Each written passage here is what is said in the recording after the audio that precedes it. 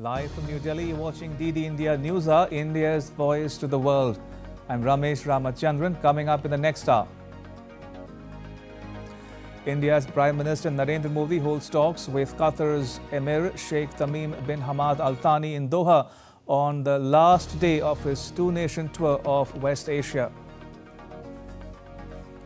Israel vows more military action in the southern Gaza city of Rafah, strikes Lebanon in retaliation to Hezbollah rocket fire that kills an Israeli soldier.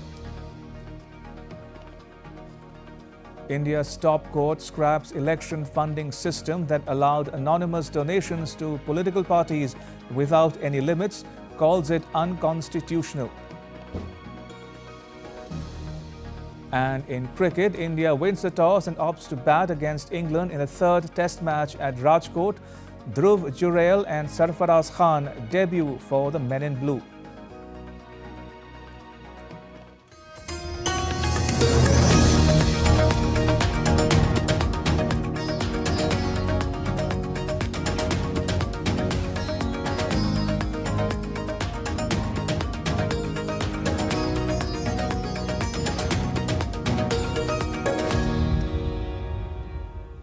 After concluding a successful UAE visit, India's Prime Minister Narendra Modi is now in Qatar, where he holds a bilateral meeting with the Emir of Qatar, Sheikh Tamim bin Hamad Al Thani, and other dignitaries. Ahead of which, PM Modi was accorded a ceremonial welcome. This is PM Modi's second visit to Qatar.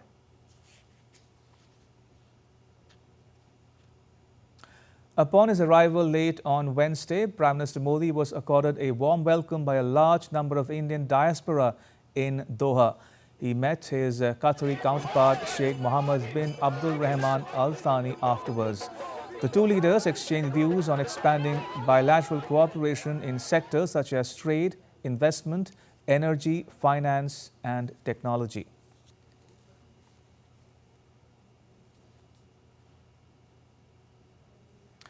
The bilateral ties between India and Qatar that's been steadily growing includes a comprehensive span, including political ties, trade and investment linkages, energy partnership and ties in the fields of culture, education and security. Take a look at the next report. On the second leg of his West Asia visit, India's Prime Minister Narendra Modi is in Qatar. This is his second visit to the nation. Prime Minister Modi had last visited Qatar in 2016. Emir of Qatar, Sheikh Tamim bin Hamad Al Thani, had paid a state visit to India in March 2015. Prime Minister Modi met the Emir during the COP28 summit at Dubai in December 2023. The two leaders also met on the sidelines of UN General Assembly 2023, which marked 50 years of India-Qatar diplomatic relations. Right, so we are taking you back to Doha in Qatar, where we're getting the latest visuals of the bilateral meeting between the Emir of Qatar and India's Prime Minister. Remember, Prime Minister Modi of India is in Doha as we speak for a meeting with the Emir of Qatar, Sheikh Tamim bin Hamad Al Thani.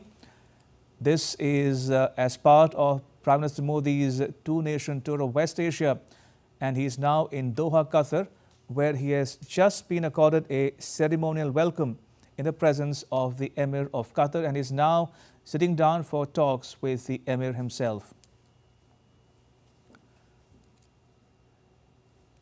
Right, so if you're just tuning in, we're getting you the latest visuals of a bilateral meeting that is taking place in Doha, Qatar, between India's Prime Minister Narendra Modi and the Emir of Qatar, Sheikh Tamim bin Hamad Al Thani.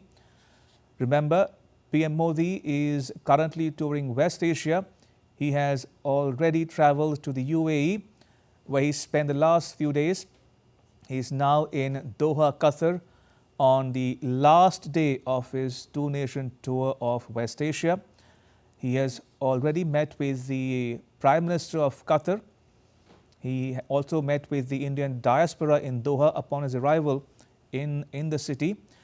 He has just been given a ceremonial welcome, and the two leaders, PM Modi and the Emir of Qatar, are now holding bilateral talks.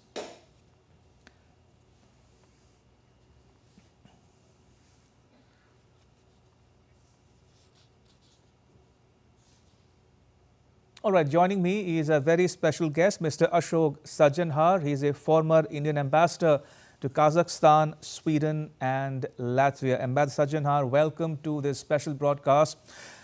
If you are just tuning in, we were just showing our viewers the visuals, the latest visuals of the bilateral meeting between the two leaders taking place in Doha as we speak. And as we bring those visuals to our viewers, how would you, if I might ask you, describe India-Qatar relationship? Thank you, Ramesh. I Welcome. think it's a multifaceted relationship. It's a very deep relationship. It's a very ancient relationship. And it has also assumed modern aspects in terms of the partnership, whether it is in terms of the trade relations, the energy relations. Qatar is the largest supplier of gas to India. Qatar itself is the third largest, has the third largest reserves of gas in the world. It has a large number of Indian diaspora, about 870,000 Indians work and live in that country. It represents about 27% of the total population of Qatar. So I think it is a very broad-based relationship between the two countries. And I think what has really become particularly relevant, particularly significant in the immediate context is the fact that we saw the 8 Navy personnel from India who'd been working in Qatar for the last several years, and they, on some charges, they were put behind bars for the last 1.5 years. And they were also sentenced to death, which was later commuted. This sentence was later commuted to a life sentence. But just a few days ago, we saw 7 out of the 8 coming back to India, having been pardoned by the Amir, freed by the Amir. So I think that is a huge boost as far as the bilateral relations are concerned, and the ties can be expected to go forward. This is the second visit of Prime Minister Modi to Qatar, the last one having been in 2016. The Amir himself has visited India in 2015, and at various levels, the Prime Minister, the Foreign Minister of Qatar, and all the other ministers, they have visited India in the last few years. And from our side also, whether it is our Vice President or External Affairs Minister or several other ministers, they have also been going to Qatar. So all in all, I would say it is a very vibrant relationship. It's a very dynamic relationship, and of course has all the potential to become much stronger in the coming months and years. Ambassador, you refer to the release of 8 Indian nationals from Doha. Let me put that into context for our viewers if they are just tuning in. They're not familiar with the issues at hand here.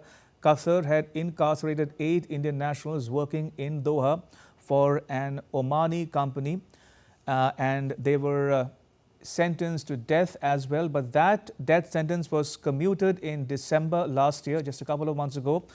And just a few days ago, they were released and brought back home to India safely after the intervention at the highest political level in both countries, in New Delhi and Doha as well.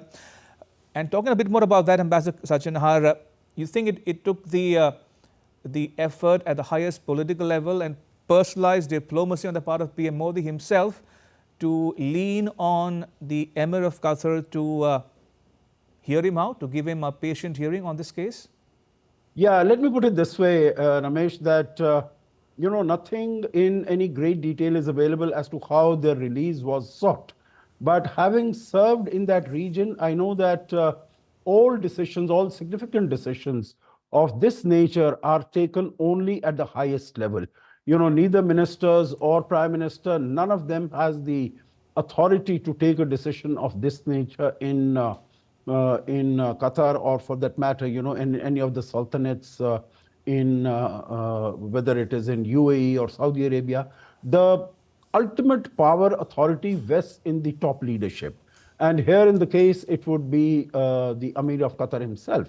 And both the leaders had met on the sidelines of the COP28 on the 1st of December 2023 in Dubai. And at that time, the readout from the Indian Prime Minister's office said that the continuing welfare of the Indian community in Qatar was also discussed.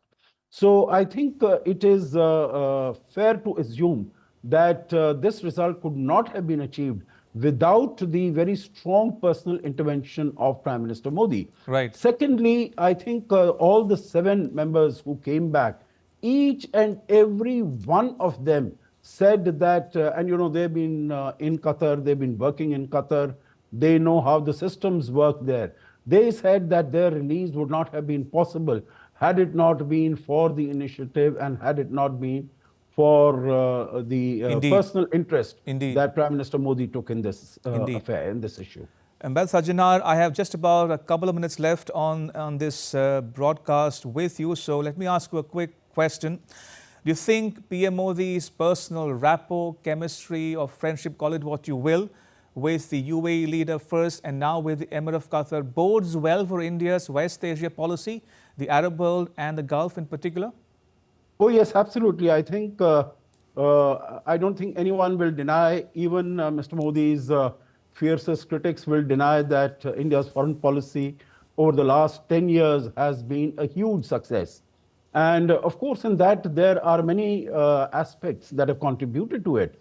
But definitely Prime Minister Modi's vision, leadership, and his personal rapport, I think that has helped to take the foreign policy and the relations of India with many countries forward. And definitely you mentioned about West Asia, whether it is Saudi Arabia, Bahrain, Oman, Qatar, all the other countries. I think it has proved to be singularly effective. And you would see that most of these countries have decorated Prime Minister Modi with their highest awards. And that itself is an indication of the great esteem and respect with which, in which they hold Prime Minister Modi. One last comment here I would make is, I don't think that, you know, the success of India in its G20 presidency would have been possible without the personal rapport that Prime Minister Modi has been able to build with most of the world leaders, whether it is Mr. Biden or Macron or Putin or most of the others. So I think that also, not only at a bilateral level, but also at a multilateral level, Prime Minister Modi's rapport with global leaders has contributed to the success of many of the initiatives. And definitely we can see in this particular case also that it has helped us to bring these prisoners who were first condemned to death to change their sentence, commute the sentence to life imprisonment, and then to get them freed within about 2 months' time. All right, on that note, Ambassador Ashok Sajjanar, thank you once again for joining us and sharing your thoughts and insights with our viewers at home and abroad. Thank you for your time. Much appreciated. Thank you. Thank you, Ramesh. Pleasure. Moving on, let's take a look now at India's Prime Minister Narendra Modi's UAE visit. India's PM Narendra Modi addressed the World Government Summit in Dubai and highlighted his belief of an ideal government. He also highlighted the trust of Indians on the Indian government and India's transformation in every sector. He also laid the foundation stone of Bharat Mart in Jebel Ali in Dubai, which will boost bilateral exports and imports as well. On the sidelines of the World Government Summit, PM Modi held bilateral meetings with the President of Madagascar, Andry Rajoelina, as well. Both leaders discussed ways to boost trade and cultural linkages. India's Prime Minister also met with the Prime Minister of the UAE, Mohammed bin Rashid Al Maktoum, in Dubai. The Prime Minister also inaugurated the first and historic Bocha Sanvasi Akshar Purushottam Swaminarayan Sanstha or BAPS Hindu temple in Abu Dhabi. He performed a prayer ceremony after invoking the statue of Akshar Purushottam on the occasion.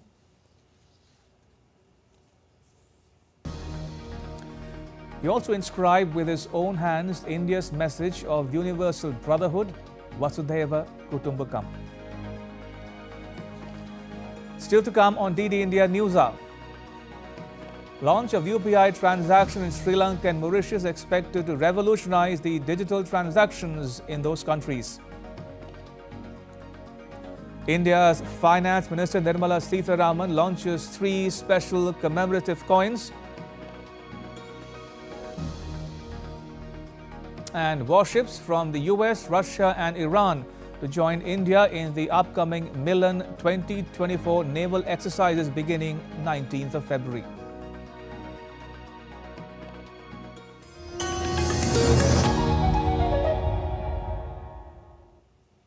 India that invents.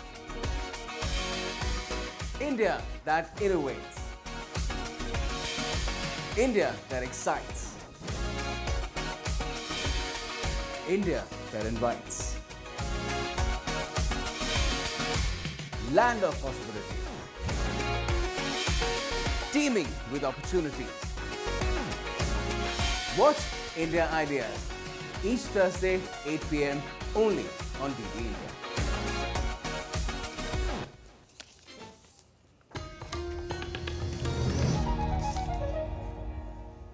You're watching DD India News Hour. I'm Ramesh Ramachandran. India's permanent representative to the United Nations in New York City, Ruchira Kamboj, chairs the 62nd session of the Commission for Social Development held from the 5th to the 14th of February to discuss and enhance international cooperation on social development matters. According to an official statement, this session was held under the priority theme of fostering social development and social justice through social policies to accelerate progress on the implementation of the 2030 Agenda for Sustainable Development and to achieve the overarching goal of poverty eradication. During the session, which culminated on Wednesday, Ambassador Kamboj emphasized the critical role of the Commission in addressing global social challenges. In a breakthrough for the session held under the chair of India, 4 resolutions were successfully adopted, including a resolution on promoting care and support systems for social development. Additionally, during the closing segment, several member states voiced their appreciation towards India's success in chairing the Commission and its role throughout this annual session. In other news, a 5-judge bench of India's apex court has stalled the electoral bond scheme, saying that it is in violation of the country's privacy laws and infringes upon the fundamental rights of its citizens.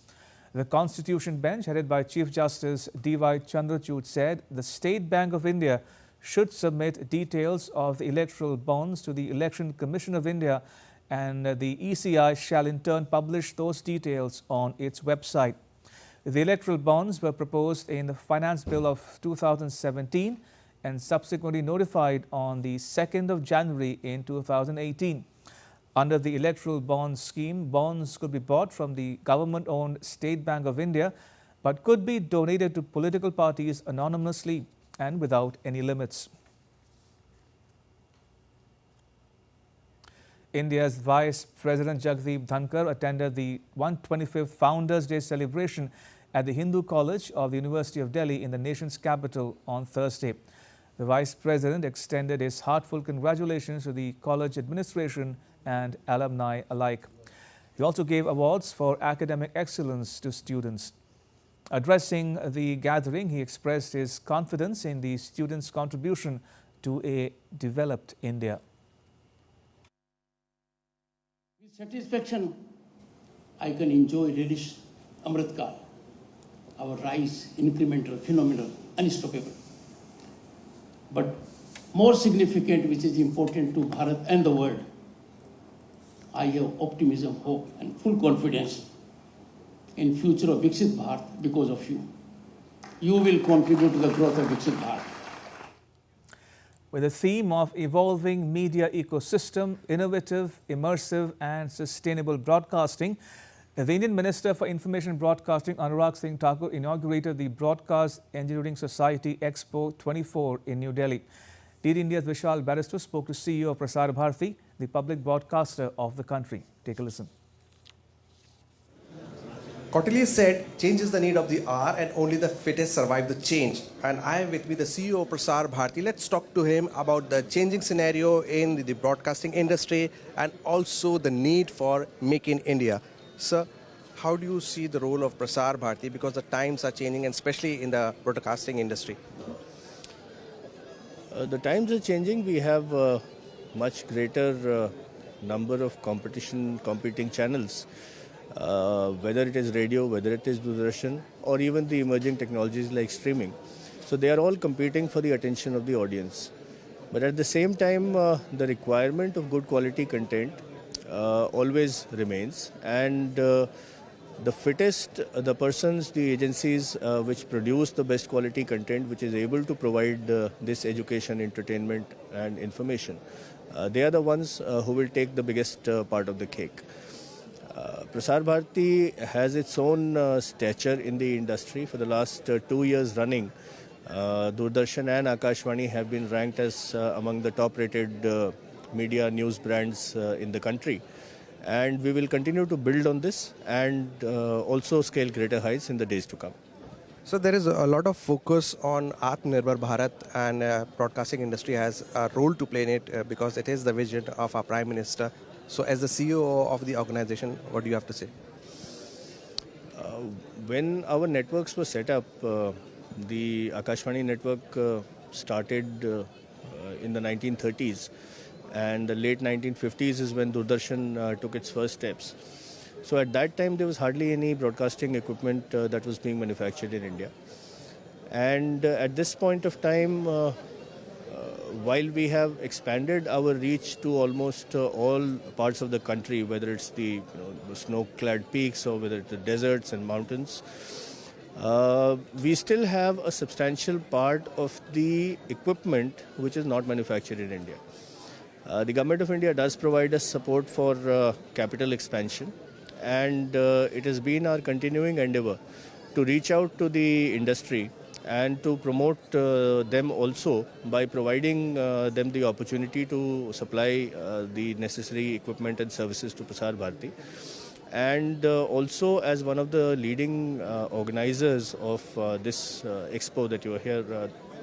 So here also we have brought in people from all over the world who will showcase their respective technologies.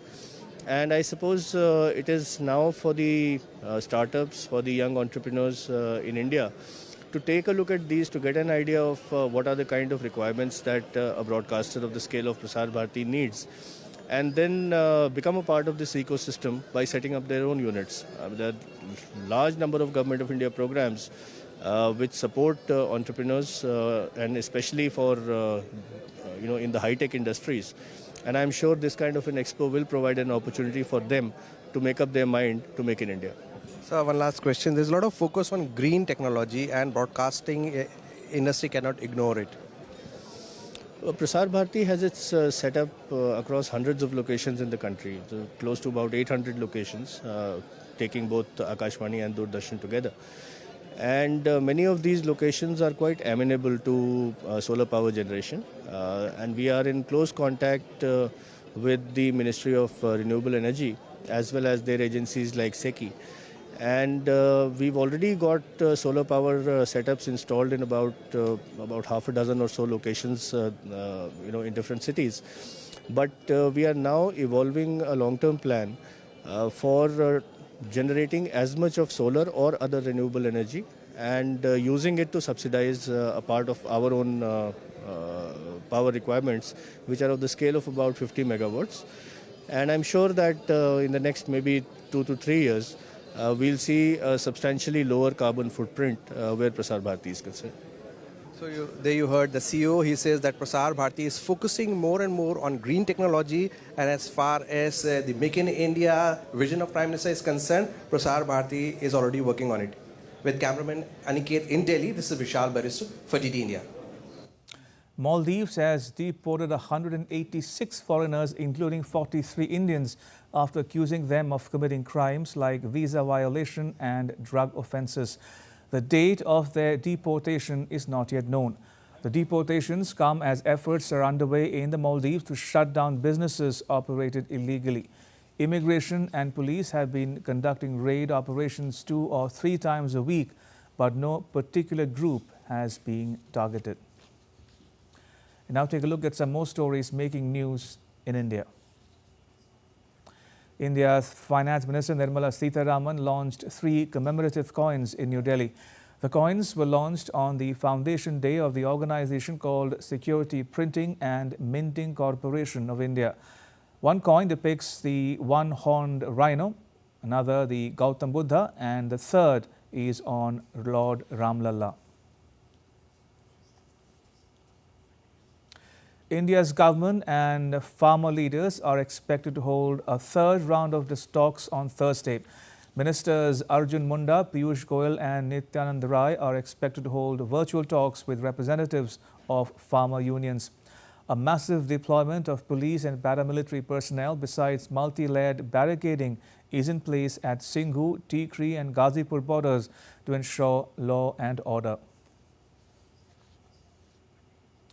A group of Indian Air Force personnel successfully executed comprehensive training in ground-based search, rescue and casualty evacuation in the challenging terrain of Zanskar Valley. The air warriors underwent extensive familiarization with the topography, evacuation protocols, as well as search and rescue procedures during the training exercises. In a major display of international cooperation, warships from the United States, Russia and Iran will join India in the upcoming Milan 2024 naval exercise. Preparations are in full swing for the event scheduled to take place from the 19th to the 27th of February. This year, 51 countries will be part of the exercise in Visakhapatnam, with 15 of them contributing ships and 1 country sending an aircraft. Indian Army Chief General Manoj Pandey, on his official visit to the U.S., reviewed the U.S. Army Honor Guard on arrival at Fort Myers and thereafter, in a solemn ceremony, paid respects by laying a wreath at the tomb of the unknown soldier at the Arlington National Cemetery. Subsequently, General Pandey engaged in high-level professional discussions with General Randy George, the Chief of Staff of the United States Army, along with other senior military leaders. With the launch of the UPI transactions in Sri Lanka and Mauritius by Prime Minister Narendra Modi, it is hoped that this would revolutionize the digital transactions in those countries as well. Presence of UPI will not only allow Indian tourists ease in transacting in Indian rupee, but make it hassle-free by removing the need for converting money to hard currencies. Still to come on DD India News Hour. More support for Ukraine is at the top of the agenda for NATO defense ministers during their meeting in Brussels. NATO chief warns Europe against going alone on defense after Trump's comments spark a debate. And in Indonesia's presidential election, former army strongman leader Prabowo Subianto claims victory.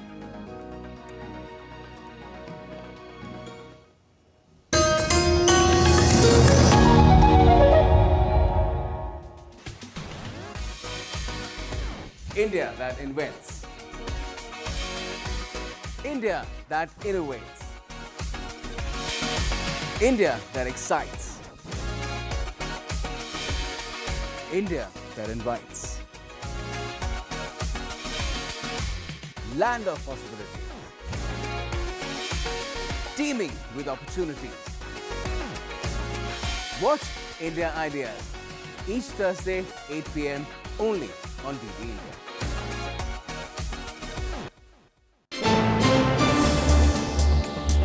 Voice of a rising aspirational world. Stories of challenges, struggles and accomplishment. A world battling conflict, hunger and poverty.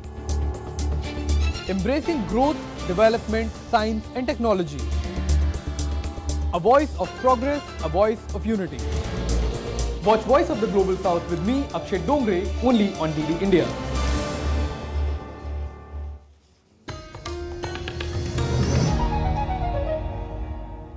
You're watching DD India News Hour. I'm Ramesh Ramachandran. A quick recap of the headlines. India's Prime Minister Narendra Modi to hold talks with Qatar's Emir Sheikh Tamim bin Hamad Al Thani in Doha on the last day of his two-nation tour of West Asia. Israel vows more military action in the southern Gaza city of Rafah, strikes Lebanon in retaliation to Hezbollah rocket fire that kills an Israeli soldier. And in cricket, India wins the toss and opts to bat against England in the third test match at Rajkot. Dhruv Jurel and Sarfaraz Khan debut for the men in blue.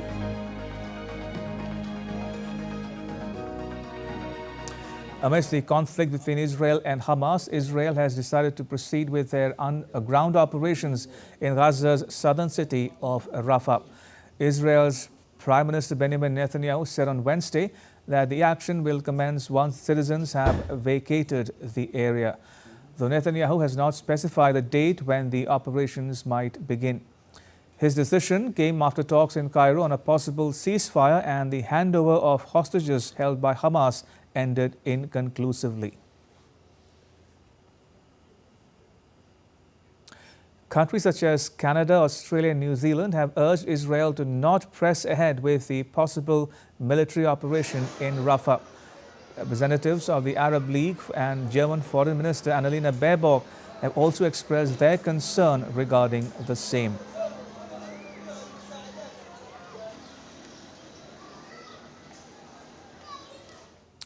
Israel carried out extensive airstrikes on villages across southern Lebanon on Wednesday in response to a deadly rocket attack on northern Israel by the Hezbollah. Hezbollah and the Israeli military have been exchanging fire along the Israel-Lebanon border for more than 4 months now, after the Lebanese armed group launched rockets across the disputed frontier. Hezbollah did not announce any operations on Wednesday. The head of its executive council said that Israel's attacks in Lebanon on Wednesday cannot pass without a response. An Israeli government spokesperson told journalists that rocket barrages from Lebanon on Wednesday morning had left one Israeli woman soldier dead and another 8 hospitalized. Meanwhile, government reiterated that Israel is not interested in a war on 2 fronts, but if provoked, they will respond forcefully.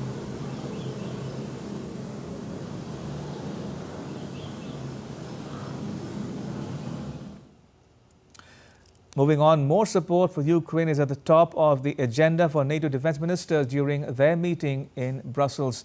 The 31-nation alliance says it's focusing on increasing defense spending and giving more ammunition to Ukraine. DD India's Ishan Garg reports from Brussels. Mobilizing more support for Ukraine. That's the message from the NATO here. The Secretary General of the 31-nation military alliance says that the bloc is going to move towards procuring more ammunition for Ukraine. He says in the short term, the group is relying on its own stockpile and purchases from other nations. But in the long term, Stoltenberg says countries will have to ramp up their defense production to meet Ukraine's demands as it enters the 3rd year of its war with Russia. In the past few months, NATO has agreed contracts worth $10 billion. And just this week, Germany launched the construction of a new ammunition factory in Lower Saxony. At full capacity, it will produce around 200,000 artillery shells per year. This message of solidarity was front and center when NATO members and 24 other partners who make up the Ukraine Defense Contact Group held a meeting on Wednesday. Another meeting of the NATO-Ukraine Council is taking place on Thursday. These ministerial meetings are setting the stage for a NATO summit in Washington later this year. But they also come at a time when members of the bloc have been criticized by US presidential hopeful Donald Trump for not spending enough on their own defense. There are concerns in Brussels that the US could pull support from NATO if Trump wins the presidency in November.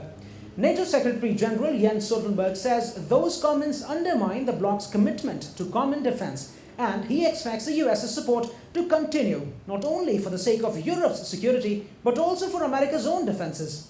He says countries are spending more money as they have agreed to invest $380 billion just this year.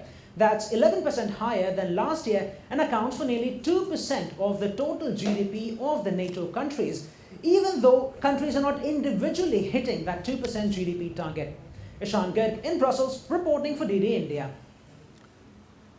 former US President Donald Trump has sparked a new controversy after he said that he is not going to protect NATO allies who fail to pay their fair share and would even encourage Russia to attack them. Wow, thank you. One of the heads of the country stood up and said, does that mean that if we don't pay the bills, that you're not going to protect us? I said, that's exactly what it means, exactly. I'm not going to protect you. And we got our allies to pay their fair share and bringing in over $400 billion to NATO. They weren't paying their bills. You've been reading about it. I've been saying, look, if they're not going to pay, we're not going to protect, okay? Now, US's allies have expressed strong criticism while NATO chief Jens Stoltenberg warned Europe. Stoltenberg said in an interview that 80% of NATO's defense expenditure came from non-European Union countries. So it was clear that Europe's security depended not just on the EU itself, but on other NATO members as well. European allies should do more on defense, and that's exactly what they're doing, and they need to continue to do so. That has been the main message from NATO for years, and I welcome the fact that now we see action. So that's important. But this should be part of a transatlantic joint effort. It should be part of the idea North America and Europe will defend each other. It's good for North America, it's good for Europe. And the European Union cannot defend Europe. 80% of NATO's defense expenditure come from non-EU NATO allies. Indonesia's Defense Minister Prabowo Subianto has claimed victory in a presidential election on Wednesday after unofficial vote counts showed him with a huge lead among his opponents and on course for a single-round win. Crucially, Prabowo has the tacit backing of the outgoing President Joko Widodo in the election. Meanwhile, presidential contender Anies Baswedan says that he would respect the final election result but called on his supporters to monitor the official tally of votes by the Election Commission. Millions of people cast their ballot in the country's presidential, national and provincial elections on Wednesday. However, heavy rains and flooding forced the election authorities to delay polls in Demak Regency in central Java. And DD India's Patrick Falk joins us from Singapore. Patrick, can you give us the latest on vote counting and reactions? Well, Preeti, it's certainly not looking encouraging for the two former provincial governors running against Prabowo Subianto. Anies Baswedan and Ganjar Pranowo haven't conceded defeat yet, and they've been calling on people to wait for the official final tally. But the unofficial quick count shows Prabowo Subianto comfortably in the lead. It does appear to be decisive, and these unofficial results have been accurate in the past. There have been some reports of voting irregularities and electoral violations, which Anies Baswedan and Ganjar Pranowo's campaign teams say they are investigating, but they haven't provided any evidence. There's also going to be some additional counting. You mentioned some of that bad weather. There's also been some other logistical challenges that meant some people weren't able to cast their ballots yesterday, but this isn't expected to have any major impact on the outcome. Prabowo himself has called on people to wait on the final results as well, but he does appear to be in a celebratory mood. So President Joko Widodo congratulated his defense minister this morning, and speaking to his supporters on Wednesday night, he said that this was a victory for all Indonesians, and he pledged to govern for everyone, no matter their ethnicity, religion or social background. All right, Patrick, thank you. That was Patrick Falk reporting from Singapore. Now, in the latest update on Pakistan election, protesters have gathered in Quetta against rigged elections. Workers and supporters from various political parties obstructed major highways connecting Balochistan with other provinces, citing concerns over electoral fraud. Members of the Baloch, Pashtun and Hazara nationalist parties also participated in the protest, converging outside the offices of the district returning officer to voice their grievances. On the other hand, experts, businessmen and analysts expressed concerns over economic hurdles. They said that new coalition government of Pakistan will face challenges on many fronts. As the new government, which is which is going to be a coalition government, minus the PTI, as it takes the tough decision with regard to reviving the economy, things are going to be difficult and people will not be easily accepting those decisions. So I believe this government has to meet the challenges on multi-front. A New York judge is set to determine the trial date for the first criminal case against Donald Trump. His presence is expected at the hearing, where the judge will also address Trump's motion to dismiss the case. Now, this decision is highly anticipated and will have significant implications. DD India's William Denslow delivers updates from New York City. Donald Trump faces 34 felony counts tied to allegations that he made hush money payments to a porn star during his 2016 race to the White House.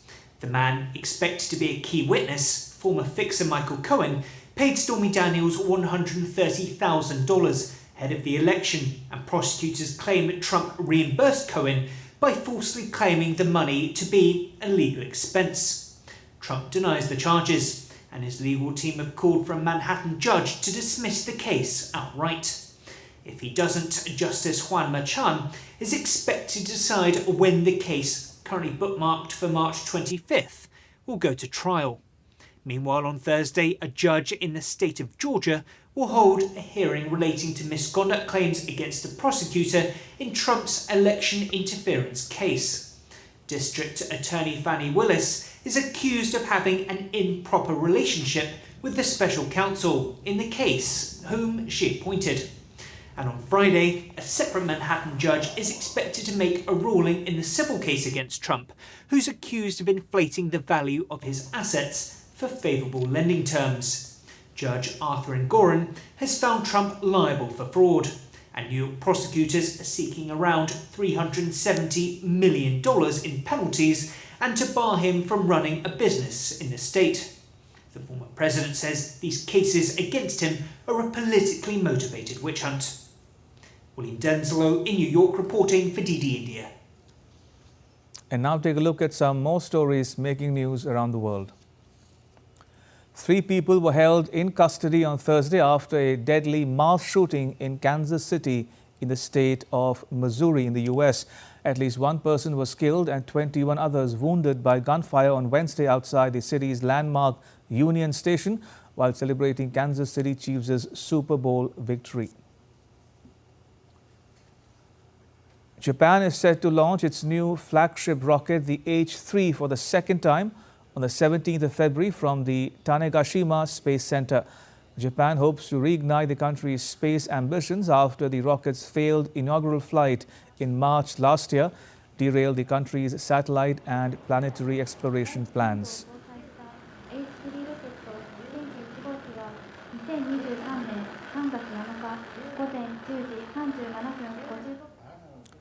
South Korea has established diplomatic relations with Cuba for the first time in 65 years. The 2 countries' representatives of the UN exchanged diplomatic notes in New York City on Wednesday, agreeing to open diplomatic relations at the ambassadorial level. Now, this marks an important turnaround for South Korea in its efforts to strengthen its diplomacy in the Latin American region. An oil spill first spotted off the coast of the island of Tobago last week was seen moving in opposite directions into the Caribbean Sea on Wednesday. First responders and volunteers have been trying to contain the 12-kilometer spill that emerged from an overturned vessel. Still to come on DD India News Hour. Japan slips into recession. Germany now the world's 3rd biggest economy.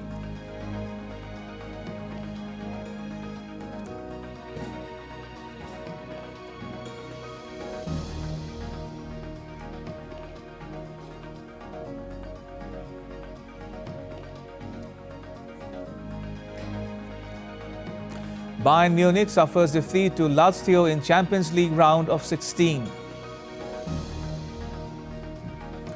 And spectacular lantern shows, Spring Festival night celebrations in China.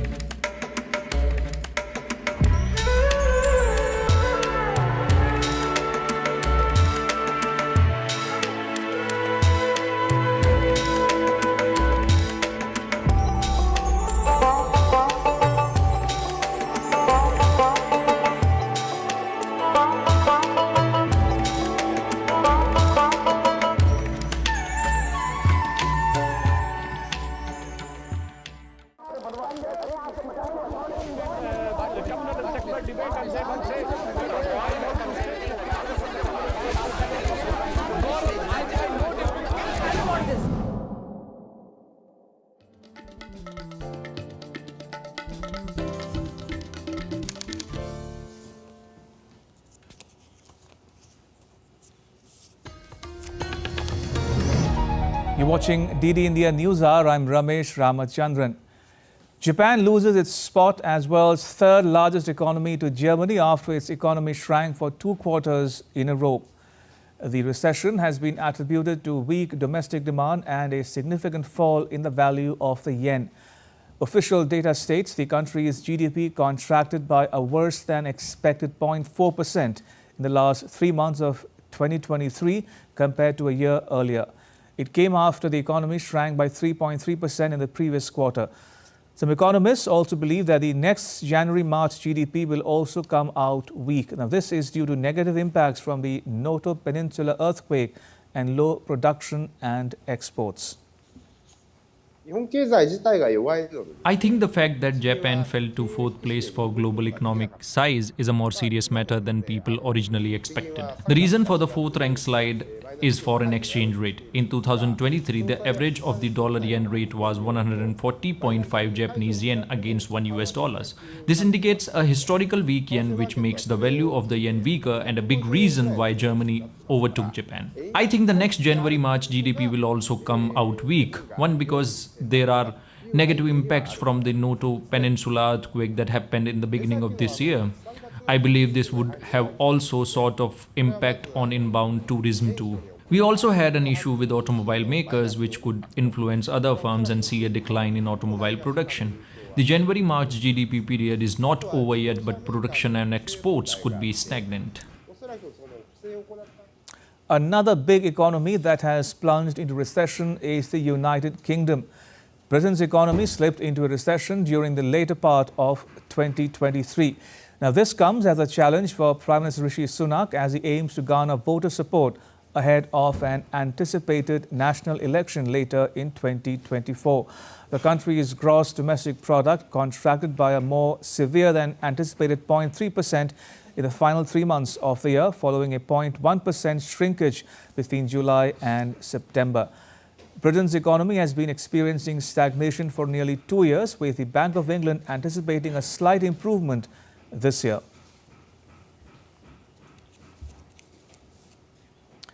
And now to all the news from the world of sport with my colleague Abhishek Mahajan.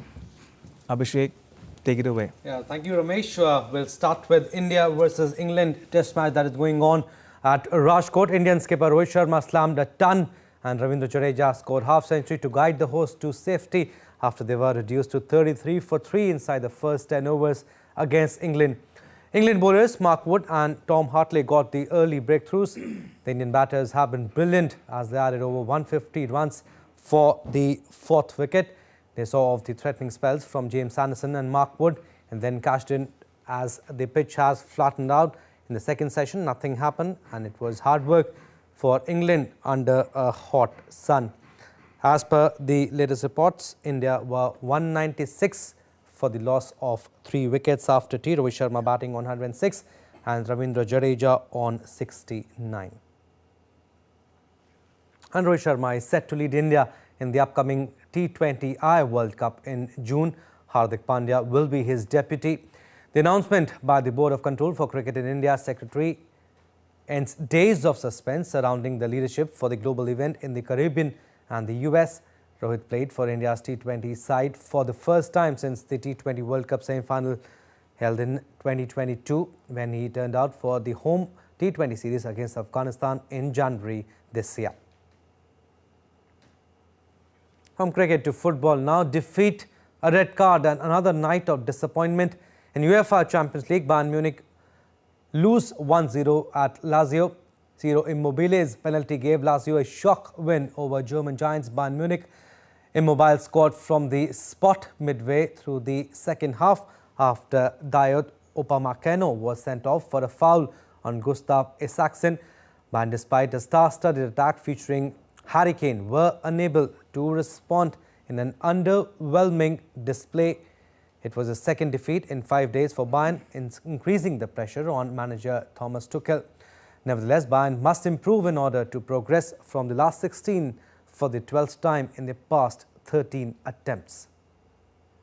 And Kylian Mbappe made a triumphant return from injury. He ignited Paris Saint-Germain's Champions League last 16 clash against Real Sociedad with a crucial goal. Despite PSG's historic struggles in the competition, Mbappe's timely strike injected momentum into their campaign. Having missed his side's previous match with an ankle problem, Mbappe scored at the back post after a corner. Bradley Barcola added the second with a lovely finish past goalkeeper Alex Ramiro. And with this victory, PSG edged closer to Champions League glory, a feat that has eluded them thus far in their storied history. And Mercedes pulled the covers off their latest creation, a sleek, revamped car destined for the departing legend Lewis Hamilton. With the season opener in Bahrain looming on March 2nd, the stage is set for an electrifying chapter in the ongoing saga of Formula One racing. Last season with the team, I'd love to talk to you about Mercedes presented a significantly updated car for seven-time world champion Lewis Hamilton ahead of his impending move to Ferrari. Mercedes finished second overall in 2023, but former champions failed to win a race for the first time in 11 years. Red Bull won 21 of the 22 and Max Verstappen taking his third title in a row. On this occasion, Lewis Hamilton said he is excited. Yeah, well, it's obviously been emotional. It's very surreal to be here, given I came here in 2013. So 11 years with the team, starting in my 12th, and it is such a privilege to work with a group of people where you see the work they're doing over winter. We go through this process over the last couple of years. You see a car come together at the beginning of the year. It's the most exciting part of the season, really. It's what you see in everyone's launches. Seeing how it is. Hamilton, aged 39, announced this month that he would be leaving at the end of the season after signing a multi-year deal with Ferrari. Team boss Toto Wolff said that once dominant, Mercedes faces a big challenge to get back to the top. In terms of the team, Aston Martin and be at the forward part of that group, in the same time as trying to race at the very front. This is our aim. We're determined to do so, and at the same time we know how difficult it is because you're a step behind that your main competitor that has gotten it right straight from the get-go. But we love the challenge, and this is why I'm so eager, and all of us so eager to see the car finally driving. The W15 car has a silver nose marking the 90th anniversary of the Mercedes' famed silver arrows plus the familiar red, green and black of the recent seasons. Hamilton's teammate George Russell said that he just wanted to get behind the wheel to see how it performed. All right, that's all we have in the world of sports. Back to you, Ramesh. Thank you, Abhishek. Now, Spring Festival night celebrations in China include spectacular lantern shows. These events showcase the rich history and diversity of China's traditional culture with more than 150 light displays from 15 provinces. The festival has gained international recognition since the 1980s, attracting interest from around the world.